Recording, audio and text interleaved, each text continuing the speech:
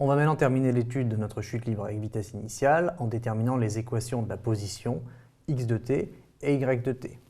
Alors on a déjà démontré que l'accélération selon x est nulle, que l'accélération selon y vaut moins g, et également que la vitesse selon x reste constante et vaut v0 cosinus θ, et que la vitesse selon y est égale à moins gt plus v0 sinus θ.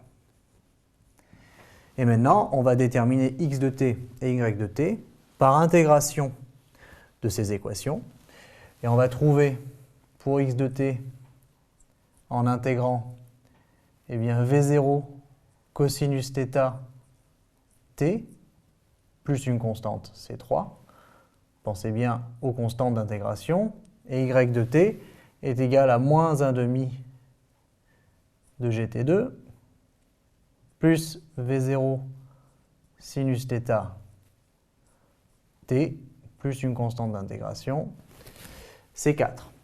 Alors, c3 et c4, on s'y attend, seront la position initiale selon x et y de la masse m, puisque quand t vaut 0, il reste c3 ici et c4 ici.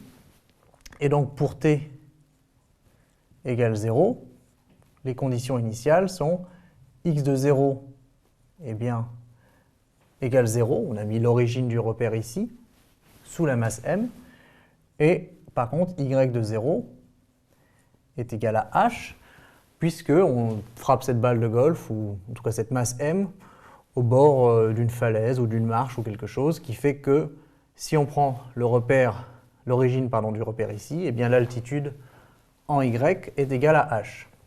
Et on a donc bien x de 0 qui vaut c3 qui est nul, donc la constante c3 est nulle, et y de 0 qui est égal à c4 qui est égal à h.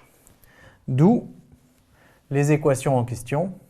X de t est égal à v0 cosinus θ fois t, et y de t est égal à moins 1/2 de gt2 plus v0 sinus θ t plus h.